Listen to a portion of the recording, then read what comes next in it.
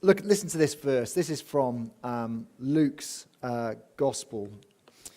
If anyone comes to me and does not hate his own father and mother and wife and children and brothers and sisters, even his own life, he cannot be my disciple. Now, Jesus actually says this, and it is probably one of the most challenging and difficult things that he says. Because, just think about it for a moment. Jesus, I actually really love my kids. I've got 3 little girls, if you don't know me, and I really love them. Occasionally I want to throw them out the window, but really, are you saying if I'm going to follow you, I need to hate my children? It's extreme, isn't it? Now, I know that often we explain it like this. We say, well, look, Jesus is talking in hyperbole.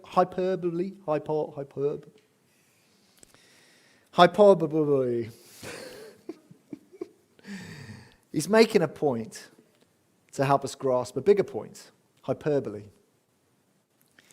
And so he's saying, look, compared to the amount you love me, it looks like you hate those that are dearest to you. And there is probably something in that. But it's just worth saying a few verses on. Verse 33, it's not on the PowerPoint, but Jesus says this: in the same way, those who do not give up everything cannot be my disciple. And you look at the book of Acts, and clearly they still believed in owning personal possessions. So they know that Jesus is not literally saying here that you have to sell everything to follow me. You see, what Jesus is saying in those verses is not so much an ethical imperative. It's not a moral imperative like do not steal, do not lie, and hate your mum and dad. That is not the command. But what he is saying in that verse is to shape our world. It's to help us understand something about who Jesus is, what he's come to do, and what it means to follow him. And so, let me just be clear, right? You are meant to honor your parents. You are meant to love and serve your children. My in-laws were at the first service, and I kind of want to say to them, look, really, if there's a point you need to come and live with us, there's a lot of space in our cupboard under the stairs. It'll be absolutely fine. But we are meant to look after. We are meant to care. Jesus says that. But what are we to understand by what Jesus says? What are we to understand by what he means? If you understand what he means by it, you need to read 1 Samuel 20. 1 Samuel 20. If you've been around this past few weeks, you'll know that we've been looking at David, and David is the secretly anointed king. If you like, this language of anointed king is what's translated in the New Testament as Christ, Messiah.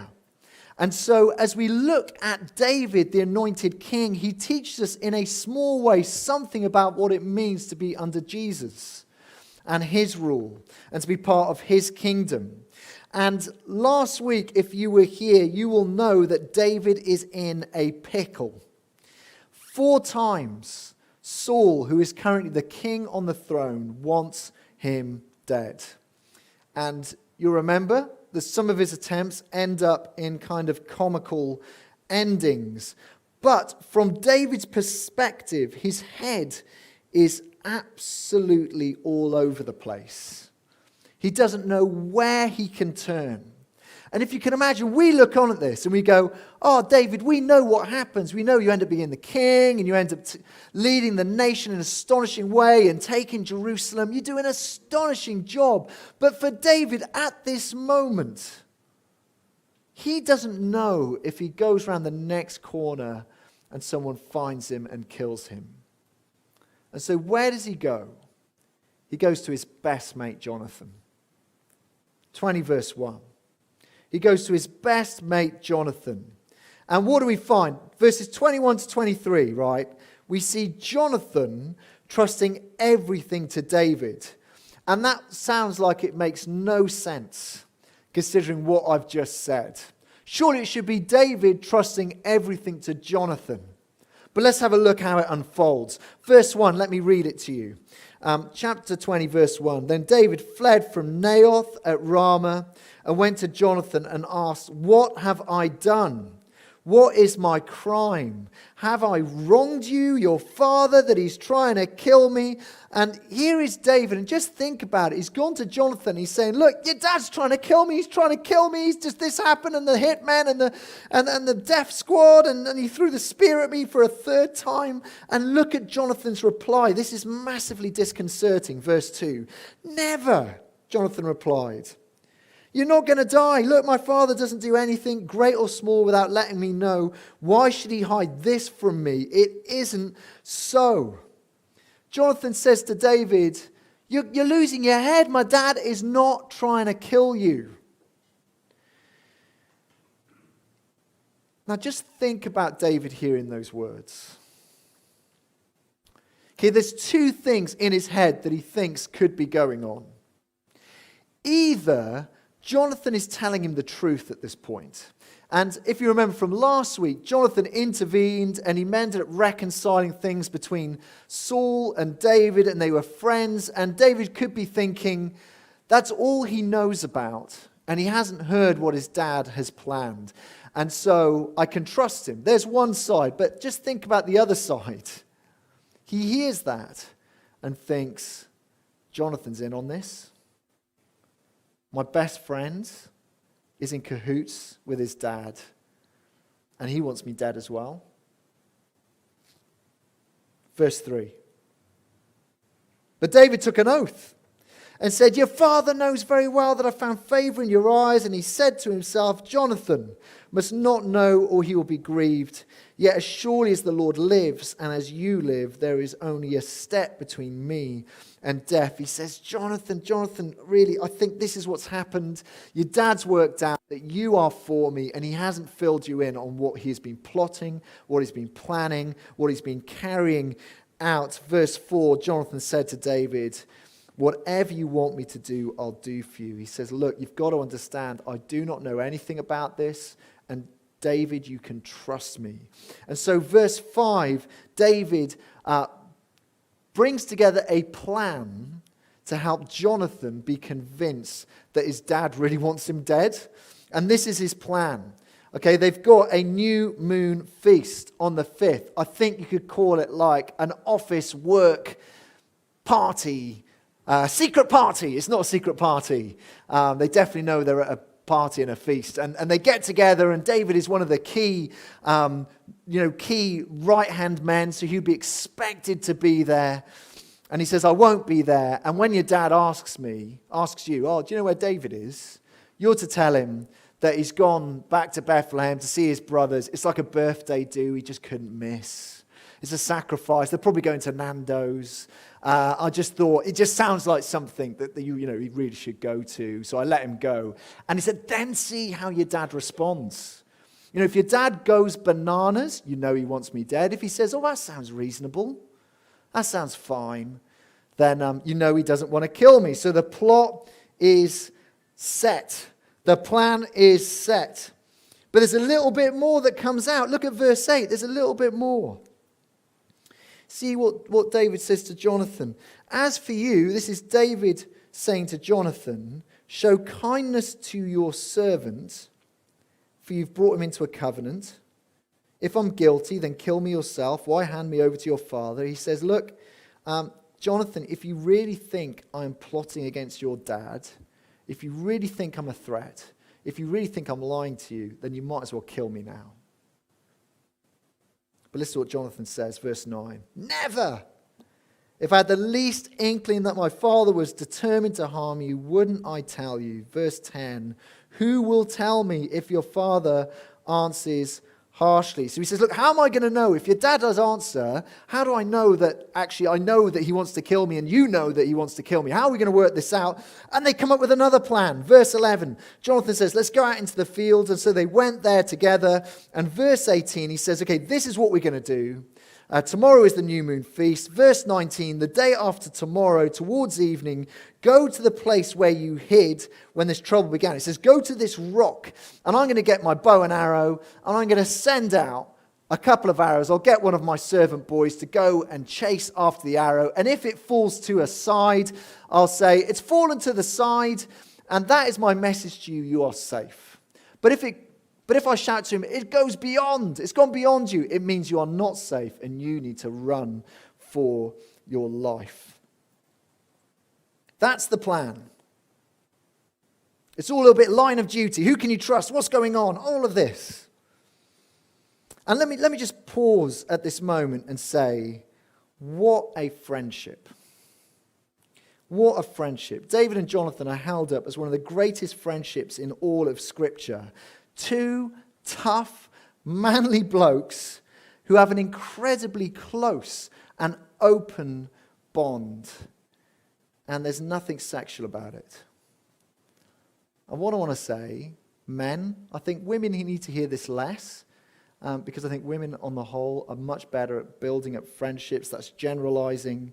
But blokes in this room, you need these sorts of friendships. You need blokes who are brothers in arms, who are following Christ, who you can laugh with and cry with and hit each other on the arm with. Why don't we have those friendships? I think one thing is we fear it being misunderstood. And secondly, I think we probably don't go and play darts enough. Okay, that is a side point. That is a side point. It's an amazing friendship. But what you've got to understand is, verse 11, what follows verse 11? It's not verse 18, it's verse 12. Look at that. Look at that. It's English at its highest, isn't it? Look at that. So it's verse 12. See, what happens in 12 to 17 tells us this is more than just a friendship. See, what is going on here between Jonathan and David is actually more of a relationship with someone, with their future king. See, right at the start of this, David comes before Jonathan in verse 1, and actually literally it says... what it says, he went to Jonathan. It says he comes before Jonathan, and it's the image that Jonathan is the one in charge, and David is the one coming as his servant. Have a look at verse 8. How does David describe Jonathan? He says, show kindness to your servant. David comes and says, I am your servant, Jonathan.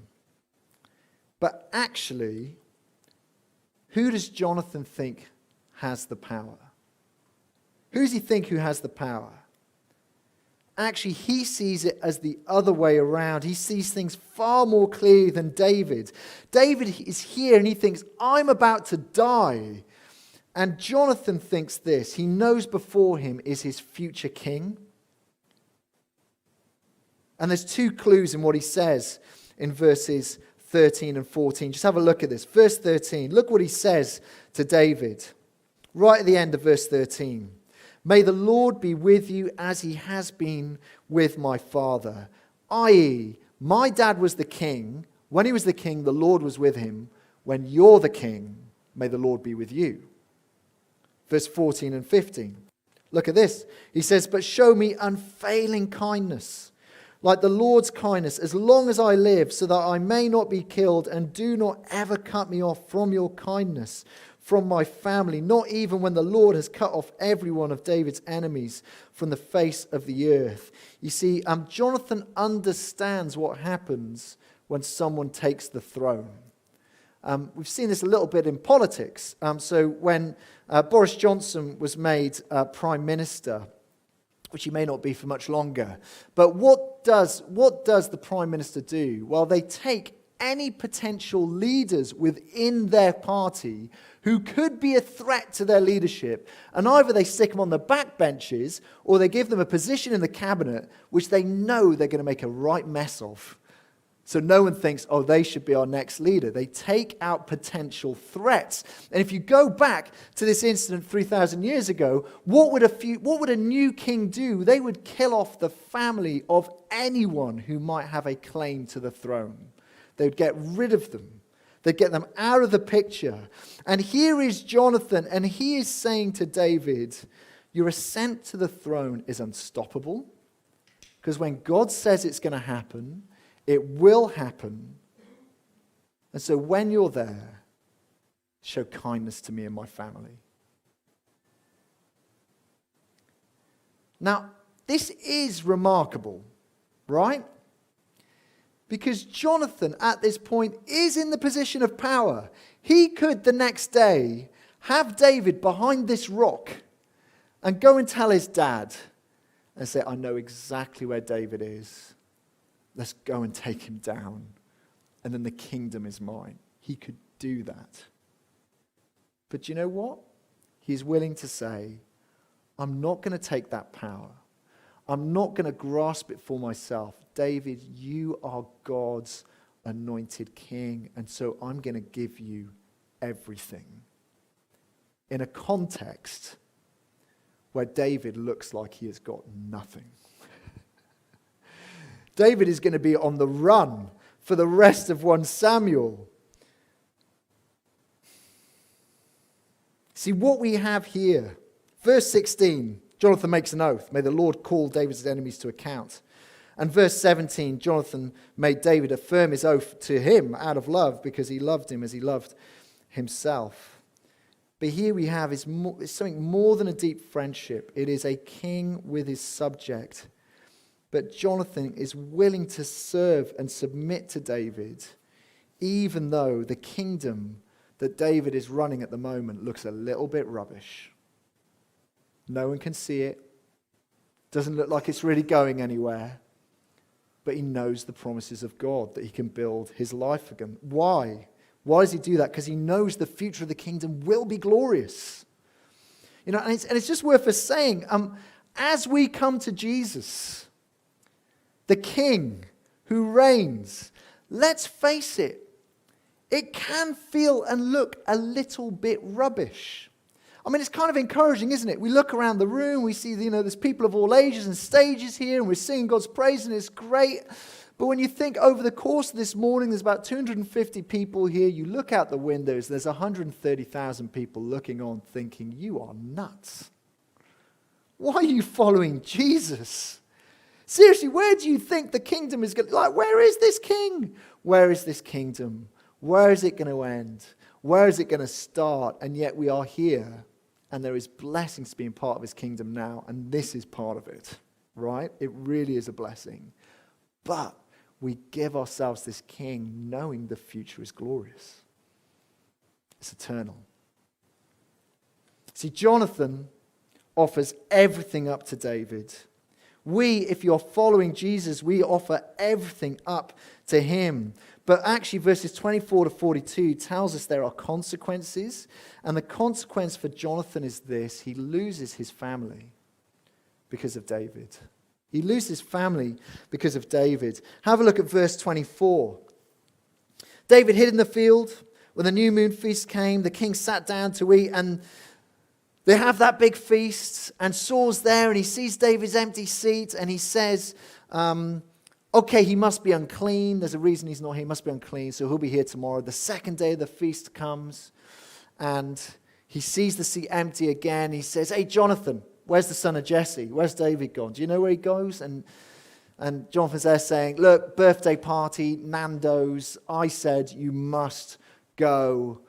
And at this point, Saul plays his hand in verse 30 with an eruption that is more dramatic than Pompeii. Have a look at it.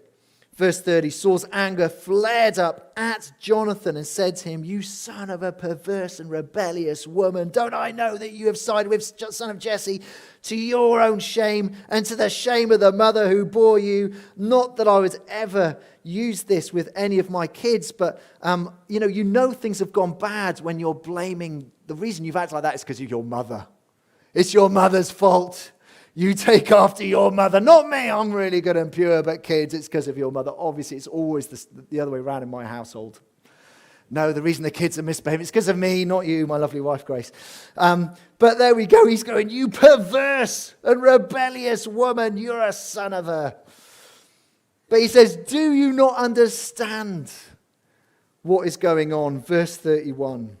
Do you not understand what you are losing, Jonathan? As long as the son of Jesse lives on this earth, neither you nor your kingdom will be established. Now send someone to bring me, for he must die. And at that point, Jonathan's got his decision. His dad is saying, your future. You were brought up in a royal household. What is Prince George experiencing, training to be the king? Can you imagine what it's felt like for Prince Charles? I've been trained to be the king and potentially I'm going to be a king when I'm 80. All his life. Here's Jonathan. All his life. That is your destiny.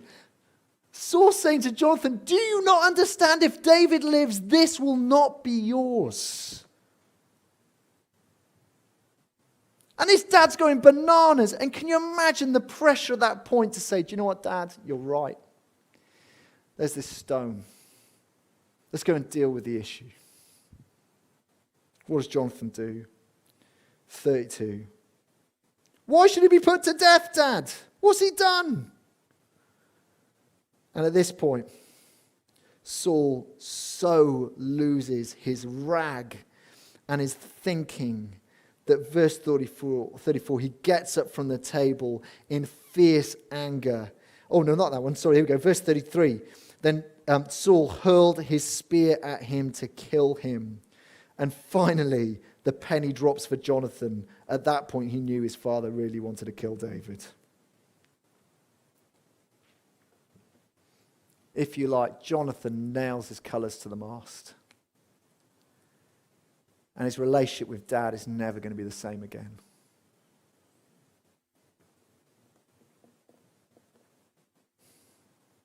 Jonathan withdraws from the feast. He's mad. He's really angry because it's so wrong.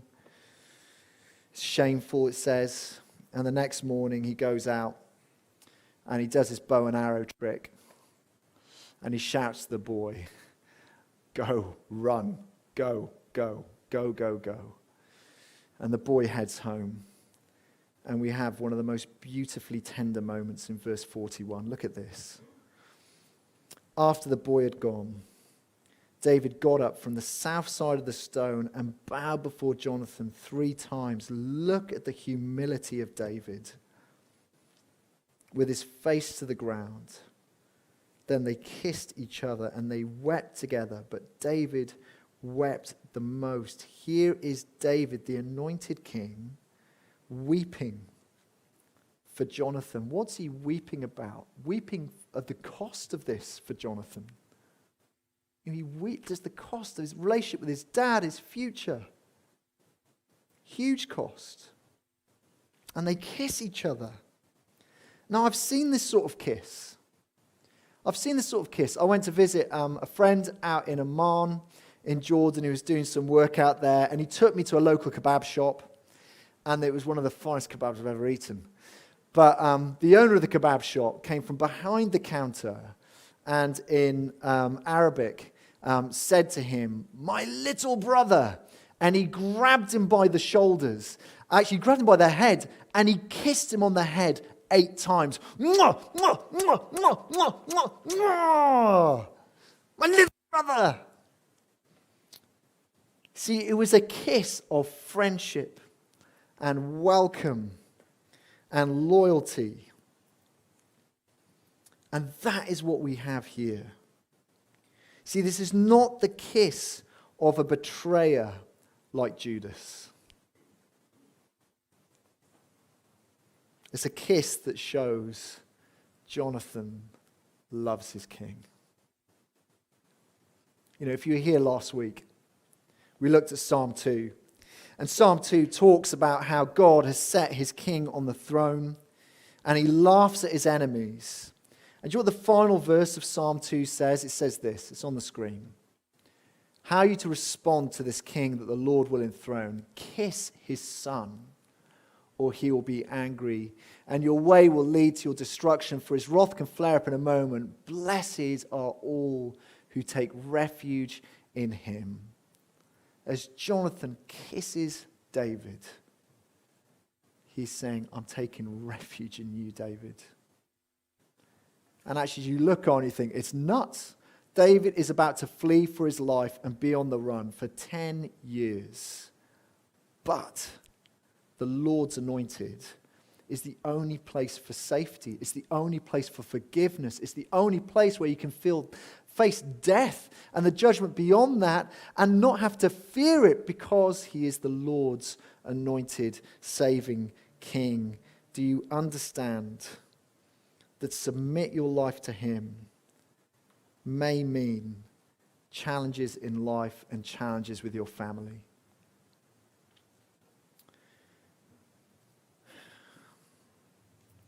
I was just thinking about this. I was chatting with a friend of mine, Karen, who became a Christian from a Sikh background. She became a Christian probably about the age of 19. She'd been to university, and she'd always been taught that about God, but she'd never been told who he was, what it really meant to follow him. And she went to university and she met some Christians there, was really interested by what she heard. And she went home at the end of the first year and she went to a local church just down the road, and she heard how Jesus was God and that he'd given his life for her and died to forgive her sins. And she just said, it's true and I've got to follow him. But as she walked home, she knew what that could have meant. She knew that it might have meant she had nowhere to sleep that night, that she could have been literally kicked out of her home that day, and that she'd be treated as dead, written out of the will. See, she loved her mum and dad, but she couldn't walk away from the eternal King Jesus. And so in her parents' eyes, as she turned to Jesus, they thought, you hate us. Now, in God's kindness, her dad didn't kick her out that night. Actually, he thought she would grow out of it. And she hasn't. And the ironic thing she was saying, probably she's been a better Sikh daughter as a Christian than she would have been as a Sikh. In her 20s, there's been costs. In her 20s, her dad would only have let her marry a Sikh man, and so she didn't get married. Because she wouldn't date someone who didn't belong to Jesus. See, for her, loving Jesus more than her family resulted in her being a better daughter, but it cost. Why would you do that? Why would you do that? Even when the kingdom can look and feel a little bit rubbish, it's because it does not compare with the weight of glory that is to come. I'm aware, maybe you're a Christian sat here in the room, and you've been following Jesus for years and years and years, and there's something that's come up. It's at work, it's in a relationship, and there is some decision to be made. Am I loyal to Christ, and that will cost? Or am I just going to compromise and give in? And Jonathan says, God says, don't compromise. Jesus' kingdom is worth the cost. Don't forget that. And maybe you've been looking into Christian things. Maybe you're here and you've just been weighing up, well, what does it mean to follow Jesus? And actually, just be clear, Jesus is upfront about the small print. Following him will cost you. It will. But he is the king on the throne, and he is the only place of safety. And knowing him now is still better than anything the world has to offer. Jonathan entrusts everything to David. We entrust everything to Jesus, but following David, following Jonathan can cost. Let's bow our heads.